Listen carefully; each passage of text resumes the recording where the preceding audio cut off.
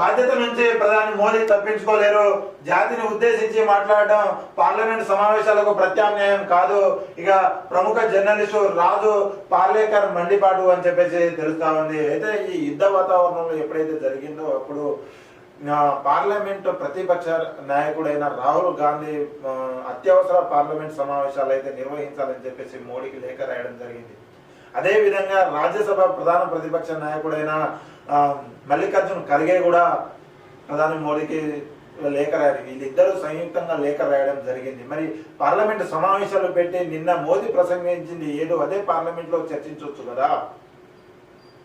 అదే కోణాన్ని senior journalist ఇక పార్లేకర్ మండిపడ్డారని చెప్పేసి తెలుస్తా ఉంది. మరి చూద్దాం ఒకసారి అతను కూడా ఏమన్నారనేది పూర్తిగా వివరించుకునే ప్రయత్నం చేద్దాం.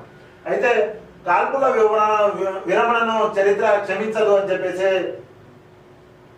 బాధ్యత నుంచి ప్రధాని తప్పించుకోవాలని చెప్పేసి పార్లేకర్ అయితే చెప్పడం జరిగింది. ఇక చూద్దాం. ఇక ఆపరేషన్ సింధూర్ తదనంతరం పరిణామాల విషయంలో మోదీ ప్రవర్తించిన తీరుపై దేశవ్యాప్తంగా విమర్శలు వెలువెత్తుతున్నాయి.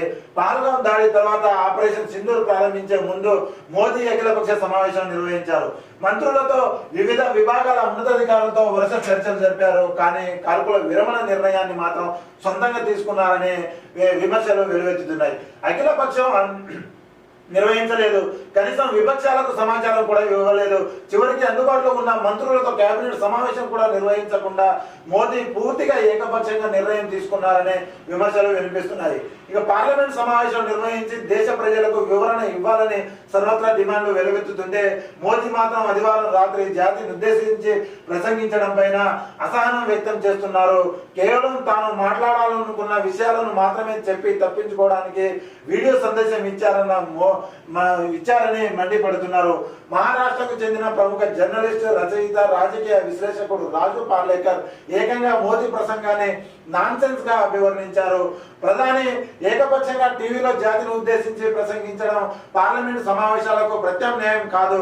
బాధ్యతాయుతమైన పదవిలో ఉండి ప్రతిసారి ఇలా తనకు నచ్చినట్లుగా ఏకపక్షంగా స్వేచ్ఛగా మాట్లాడి తన బాధ్యతల నుంచి తప్పించుకోలేరు అని చెప్పేసి సీనియర్ జర్నలిస్టు పార్లేకర్ అయితే మోడీ పైన తీవ్ర మండిపడ్డట్టు అయితే తెలుస్తా ఉంది. దాదాపుగా ఇప్పటికీ 11 నుంచి 12 సంవత్సరాలు మోదీ ప్రధానికి ఉన్న కాలంలో ఒక్కసారి కూడా మీడియాతో బ్రీఫింగ్ చేయలేకపోయారు, అడ్రసింగ్ చేయలేకపోయారు. ఇప్పటి వరకు మీడియా ముందుకు కూడా రాలేకపోయారు. ఏదైనా ఉంటే తన ప్రసంగం అని చెప్పేసి ఒక వీడియో సందేశం వదిలేసి తను ఏమైతే చెప్పాలనుకుంటున్నారో అదే చెప్పేసి